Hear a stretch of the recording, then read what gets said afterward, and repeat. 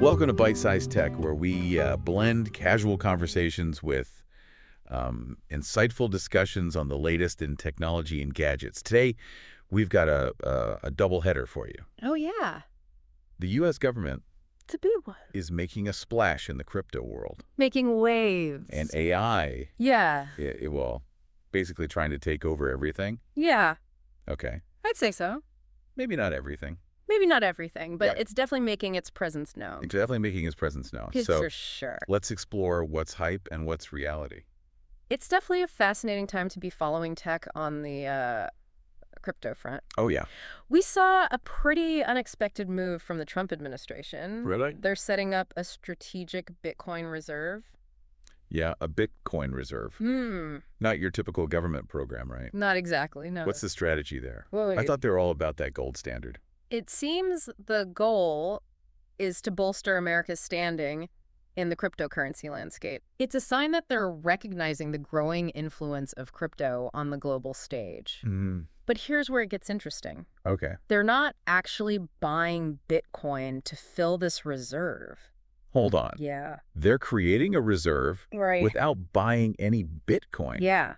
How does that even work? They're using seized Bitcoin, Okay. mostly from legal forfeitures. Ah. Basically, Bitcoin that the government has confiscated through various legal actions. So the government is basically becoming this Bitcoin Robin Hood, Yeah, you could say that. taking from some and holding on to it for reasons. Yeah, well, the stated reason is to stabilize the market and Okay. to help regulate it. Okay. But yeah, I can see the Robin Hood analogy. That's kind of a Wild West approach, isn't it? What does this mean for the crypto market? Well, the market definitely reacted. We Yeah. saw Bitcoin's price take a dip over 5%, dropping below $82,000 almost immediately after the announcement. It really highlights how sensitive the cryptocurrency market is to any kind of policy shift, Yeah. especially from a major player like the U.S. government. It definitely throws a wrench into things. Yeah. I mean, we're used to seeing market fluctuations, but this is the U.S. government jumping into the pool, potentially making waves. Yeah, it's a big deal. So we've got volatility, we've got seized assets. What else is on the policy horizon? That's where Treasury Secretary Janet Yellen comes in. Okay. She's hinted at some major shifts coming down the line, Like what? specifically mentioning a reassessment of the tax code and risk-weighting frameworks for cryptocurrencies. Okay, pause for a second. Sure. Risk weighting. For those of us who don't speak fluent finance, what does that even mean? Basically, it's about how banks assess the riskiness of different types of assets, Okay. like loans or investments. Mm-hmm. Crypto, being fairly volatile, has typically been considered high risk. Right. But if the Treasury Department reevaluates how they weigh that risk, it could make it easier for banks to get involved with crypto, Interesting. which would have a huge impact on the market. So potentially less Wild West and more mainstream acceptance. That could change the game entirely. Potentially, yeah. But isn't Congress usually involved in tax code changes? Absolutely. And this is where things get even more interesting. Okay. With the recent shift in congressional power, there's potential for a new approach to crypto regulation. Mm-hmm. If we see bipartisan support for these changes, Yeah. we could be looking at a whole new era for crypto in the U.S. All right, so buckle up, crypto fans. Things are about to get interesting. Now let's pivot away from the world of digital currency Okay. and dive headfirst into the AI rabbit hole. Down the rabbit hole we go. This stuff is just exploding right now, popping up everywhere you look. Yeah, it's everywhere. One of the things that really caught my eye was the development of autonomous coding systems. Oh, yeah. We're talking AI that can write its own code, right? That's right. Not just assist, but actually create. Ex- Okay, whoa. Pretty wild. My brain is doing a system reboot right now. I know, right? This is some next level stuff, It is. but also kind of terrifying. Yeah, I get that. I mean, are we talking about a future where programmers are obsolete? Well, Will we all be replaced by AI robots? it's a big question. Yeah. And honestly, it's a concern that comes up a lot. For sure. There are definitely parallels to be drawn with the dot-com boom of the late 90s. Okay. Back then, we saw a similar explosion of tech, rapid growth, a huge demand for tech talent, Right. much like we're seeing now with AI. Okay. I see where you're going with this. Uh-huh. So dot-com boom followed by the dot-com bust. Right. Are we on the verge of a similar AI bubble where things get overhyped and then crash? It's certainly a possibility. Sure. We saw during the dot-com era that a lot of companies jumped on the tech bandwagon without a solid foundation. Mm-hmm. And when the bubble burst, many were left scrambling. Yeah. It's crucial to learn from the past. AI has incredible potential, but we need to be realistic about its limitations and ensure sustainable growth. So a cautious optimism. I think that's a fair assessment. Exciting times, but maybe with a helmet on just in case. Exactly. Safety first. But let's get back to the programmers being replaced by robots thing. Okay. I mean, are there any concrete examples of AI actually displacing jobs? Sure. Because that's the part that keeps me up at night. I hear you. Yeah. There have been studies, particularly one focusing on India's IT sector, Okay. that predict a significant level of automation, up to 69% by 2030. Wow, 69%. Yeah, it's a big number. That's a lot. Now, that doesn't necessarily mean mass unemployment, Okay. but it does highlight the need for adaptation. So what you're saying is it's less about robots stealing our jobs Right. and more about us needing to evolve alongside the technology. Exactly. Learn new skills, adapt to the changing landscape. Yeah, precisely. Exactly. It's about staying ahead of the curve. The jobs that are in high demand today might look very different in 5 or 10 years. Mm-hmm. Skills that complement AI, like creative problem solving, critical thinking, Right. and complex decision making, Yeah, those are going to be essential. for sure. Think of it as working with AI, not against it. All right, so maybe it's time to dust off that old coding textbook, just in case. Uh-huh. Never a bad idea.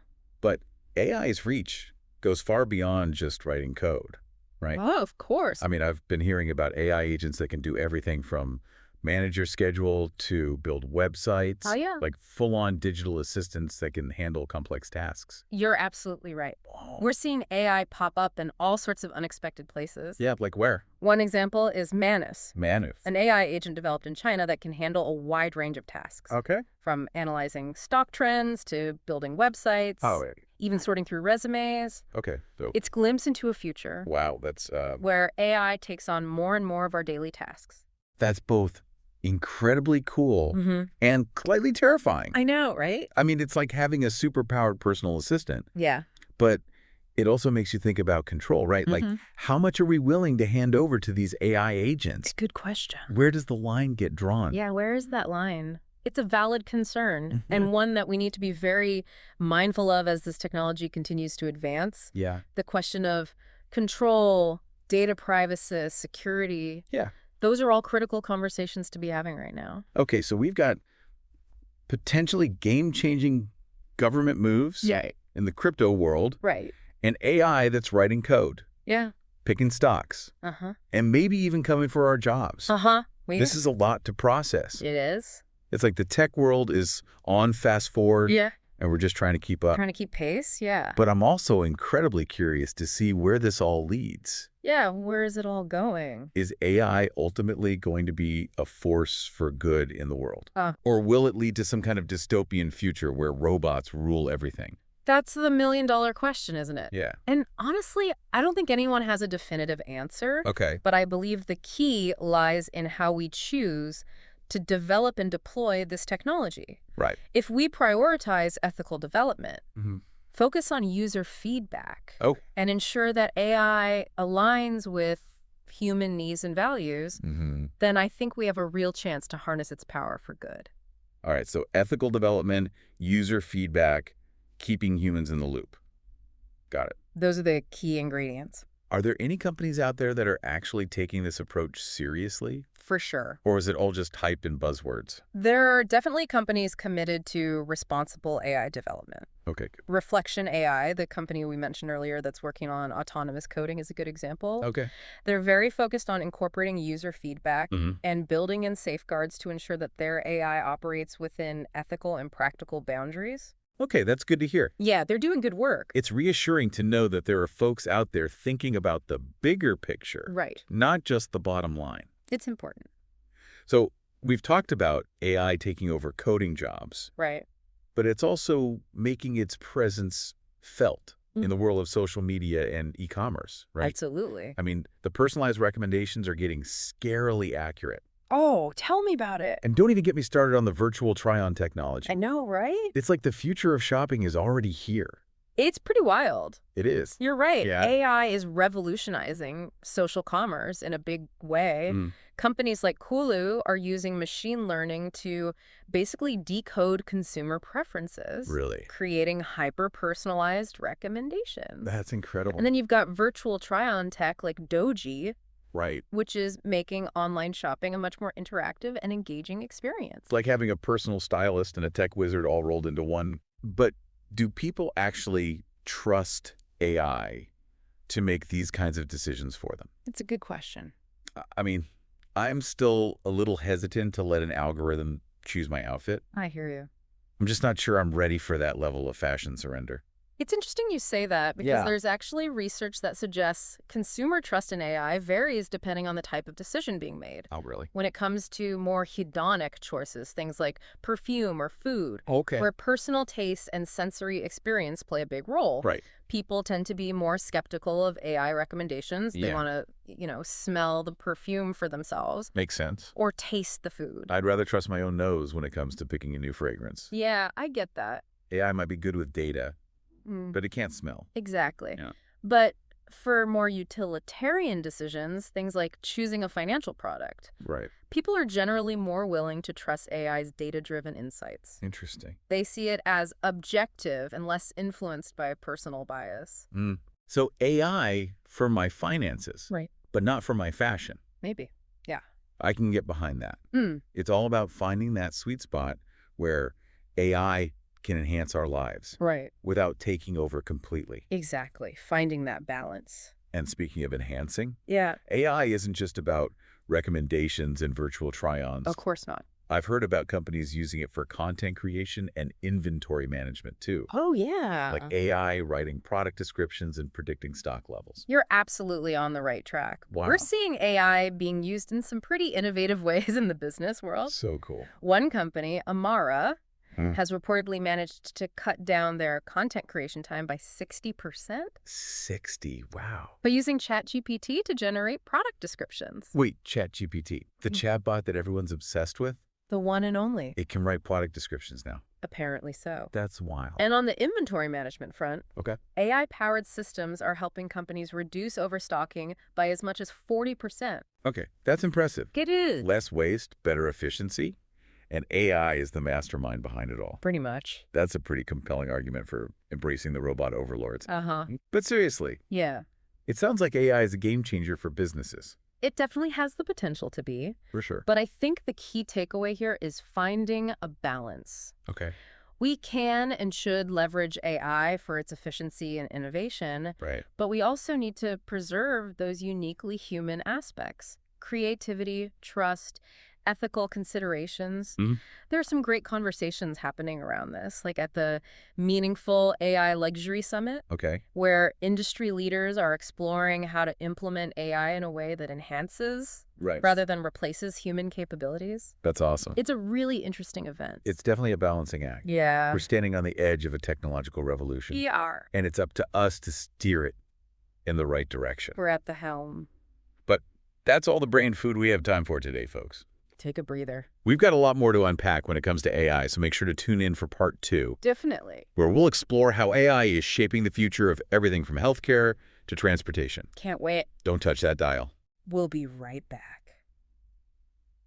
Welcome back to Byte-Sized Tech. Okay. Before we went on our little mental intermission, we were talking about AI in e-commerce, Right. personalized recommendations, virtual try-ons, the whole shebang. The whole 9 yards. But AI's influence is sprawling way beyond online shopping carts. Oh, absolutely. Yeah. It's like AI is infiltrating every aspect of our lives. It really is. Speaking of life itself, Yeah. one area I'm particularly fascinated by is AI in healthcare. Okay. I've heard about AI-powered diagnostic tools that can analyze medical images with incredible accuracy, helping doctors catch diseases earlier and make more informed decisions. It's truly remarkable. Wow. We're talking about AI systems that can detect subtle signs of diseases like cancer in mammograms and lung scans, sometimes even before they're visible to the human eye. No way. This early detection capability has the potential to revolutionize patient outcomes. That's mind-blowing. It almost feels like science fiction, you know? I know what you mean. But it also raises some questions. Sure. I mean, If AI is getting so good at diagnosis, does that mean doctors will eventually become obsolete? Good question. Will we all be getting our diagnoses from robot doctors in the future? It's a question that a lot of people are grappling with, I bet. but I see it less as a replacement and more as an augmentation of human expertise. Okay. AI can handle those repetitive tasks, Okay. analyze massive data sets, and flag potential issues that a human doctor might miss. Right. But it's still the doctor who brings the experience, the empathy, Right. the ability to interpret the data in the context of a patient's individual needs and circumstances. So it's about collaboration, not competition. Exactly. Like AI handling the data crunching and the doctor focusing on the human element of care. That's the idea. That makes sense. It's about leveraging AI to enhance human capabilities, not replace them entirely. This kind of collaborative approach could lead to earlier diagnoses, Okay. more personalized treatment plans, Right. and ultimately better healthcare outcomes for everyone. I like the sound of that. Yeah, it's promising. Okay, so we've got AI revolutionizing how we shop and potentially transforming healthcare. It's really shaking things up. Where else is this technological tsunami making waves?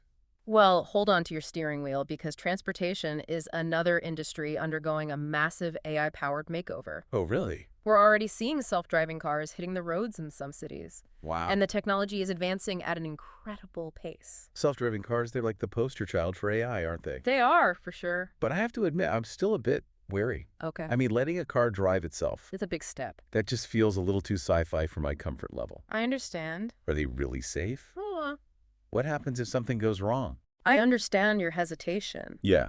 It's a big leap of faith to put your trust in a machine to navigate complex road conditions. It is. But the data is actually quite reassuring. Really? Self-driving cars are already proving to be statistically safer than human drivers in many ways. Like how? They don't get distracted. Okay. They don't drive under the influence. Right. And they're constantly analyzing their surroundings to make the safest decisions possible. Okay, so they're less likely to text and drive or get road rage. Pretty much, yeah. That's a point in their favor. I think so. But what about those unforeseen situations? Okay. Like a sudden obstacle in the road or an unexpected detour. Sure. Can AI really handle that kind of unpredictability? That's where the real challenge lies. Yeah. And where AI developers are focusing a lot of their efforts. Right. It's about teaching AI not just to follow rules, but to adapt, learn, and make judgments in real time, just like a human driver would. Right. There's still a lot of work to be done. But the progress we're seeing is remarkable. It's definitely a mind-bending concept. It is. A world where cars drive themselves. Yeah, imagine that. But what does that even look like? I mean, if we're all just passengers, what happens to the whole driving experience? Oh, that's a good question. Do we just sit back and read a book while our car whisks us to our destination? It's fascinating to think about, isn't it? Yeah. The potential implications are huge. Yeah, what? Less traffic congestion, Okay. fewer accidents, more free time for us humans. Right. It could fundamentally change how we design our cities, Yeah. how we commute, Wow. even how we spend our leisure time. It's like the Jetsons, but with better Wi-Fi. Exactly. Okay, so we've covered self-driving cars, but what about robots in general? Okay. I've seen videos of robots doing everything from performing surgery to flipping pancakes. Oh, yeah. Is that just hype, or are robots actually getting that sophisticated? The field of robotics is definitely one of the most visually impressive areas of AI research, for sure. And it's moving at an incredible pace. Wow. We're seeing robots becoming increasingly dexterous and adaptable, able to perform tasks that once seemed exclusively human. Okay, but let's be real for a second. Sure. Are robots actually going to take over all our jobs? Well, I mean, flipping pancakes is one thing, but what happens when they start writing novels and composing symphonies? it's a valid concern Yeah. and one that we need to address head on. Okay. Like any technological revolution, there will be shifts in the job market. Right. Some jobs will become automated, Okay. but others will emerge. Okay. The key is to be proactive, to adapt, Right. and to embrace lifelong learning. So it's less about robots stealing our jobs and more about us needing to constantly evolve our skills to stay ahead of the curve. Precisely. Gotcha. It's about recognizing that the skills that are in high demand today might look very different tomorrow. Yeah. Creativity, critical thinking, complex problem solving, emotional intelligence. These are the skills that will set us apart in an AI-driven world. So basically, we need to be more human, not less, to thrive in the age of robots.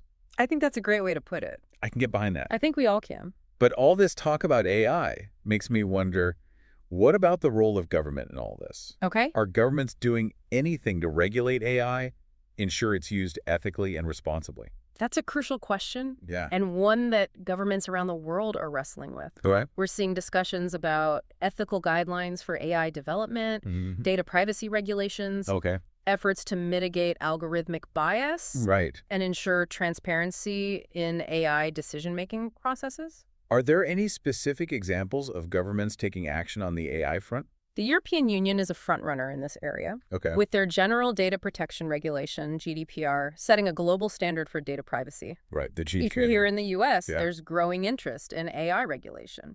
Oh, Look, lawmakers introducing bills to address issues like algorithmic bias and transparency. it sounds like governments are finally waking up to the fact that AI needs some guardrails. I think they're starting to realize the importance of it, yeah. But it's not just a national issue, right? Right. AI is global. Yeah, So shouldn't the regulations be global too? absolutely. Yeah. AI is a global phenomenon, Yeah. and we need international cooperation to ensure it's developed and deployed ethically and responsibly. Right. No single country can solve this challenge alone. That's for sure. It's a global effort. So what does the crystal ball say about the future of AI? That's a tough one. Any predictions on where this is all headed? Predicting the future of technology is a tricky business, I'd imagine. especially with something as dynamic and rapidly evolving as AI. Right. But one thing is for sure, AI will continue to reshape our world in ways we can't even fathom right now. That's both exciting and a little terrifying all at the same time. I know, it's a wild ride. It is. But it's a ride we're all on together. But it sounds like the key is to approach AI development with a focus on human well-being, ethical considerations, Yeah, and a healthy dose of caution. I couldn't agree more. Okay. AI has the potential to solve some of the world's most pressing problems, Like what? from climate change to disease. Mm-hmm. It's up to us to ensure that it's used for good. Well said. Thank you. We've covered a lot of ground today. From AI doctors to self-driving cars. A lot to digest. And I feel like my brain is about to reach its processing limit. It's definitely a lot to take in. It is. But these are conversations we need to be having. Absolutely. And I appreciate you diving into the AI rabbit hole with me. Always a pleasure. And for our listeners, Yeah. we'll be back for part 3 to wrap up our deep dive into the world of AI Can't wait. with some final thoughts and key takeaways. Awesome. Don't touch that dial. We'll be right back. Welcome back to Byte-Sized Tech. We've had quite the whirlwind tour of the tech landscape today, haven't we? It really has been, hasn't it? From the U.S. government's foray into Bitcoin to AI's relentless march into just about every facet of our lives. It's everywhere. It seems like the future is unfolding at warp speed. Yeah, the pace of change is incredible. Exactly. But before we get too carried away with visions of robot overlords or crypto empires, Right. let's take a step back and try to make sense of it all. Okay. What does this all mean? Yeah. What are the key takeaways? What are the key takeaways from our deep dive into the world of cutting-edge tech? If I had to boil it down to one essential point, Okay. it's this. Okay. Both Bitcoin and AI, Mhm. in their own distinct ways, Mm-hmm. represent powerful tools. Right. They have the potential to reshape our world for better or for worse. Yeah. The crucial factor is human agency. Okay. We're the ones who decide how these technologies are developed, deployed, and ultimately integrated into our lives. So it's not about surrendering to the robots or letting algorithms dictate our every move. Not at all. We still have a say in how this all plays out. Absolutely. We have a choice. Okay, good. We have a responsibility to be informed, Right? to engage in critical discussions, Mm-hmm. and to demand that these technologies are developed and used ethically. Right. So it's about developing these technologies accountable. It is. We need to ask the tough questions. Right. Like what? How will AI impact our workforce? For sure. What are the implications for data privacy and security? Huge questions. How do we ensure that cryptocurrencies are used responsibly Yeah. and don't exacerbate existing inequalities? Important considerations. It's about striking that balance, right? Yeah, I think so. Embracing the potential while being mindful of the risks. Exactly. And I think that applies to both individuals and society as a whole. I agree. We need to adapt, learn new skills, and be prepared to navigate a world where the lines between human and machine are becoming increasingly blurred. Yeah, that line's getting blurrier all the time. It's true. Precisely, this isn't about fearing the future, Right. but about shaping it. Okay. It's about recognizing that technology is a tool, and like any tool, Right. it can be used for good or for ill. Right. The choice is ultimately ours. Well said. And on that note of empowerment and thoughtful engagement with the tech landscape, Right? I think it's time to wrap up this episode of Bite-Sized Tech. Sounds good. We've explored the highs and lows, the thrills and chills of the latest tech trends. It's been quite a ride. It has. And hopefully we've given you some food for thought. And hopefully inspired you to learn more. Exactly. It's been a pleasure diving into these complex topics with you. Likewise, always a pleasure. And to our listeners, Yeah. remember, the future is not something that happens to us. We have agency. It's something we create. We do. Stay curious, stay informed, And stay engaged. and most importantly, stay engaged. Thanks for listening. Thanks for tuning in to Bite-Sized Tech. If you enjoyed the episode, like, comment, share, and subscribe for more fun tech discussions.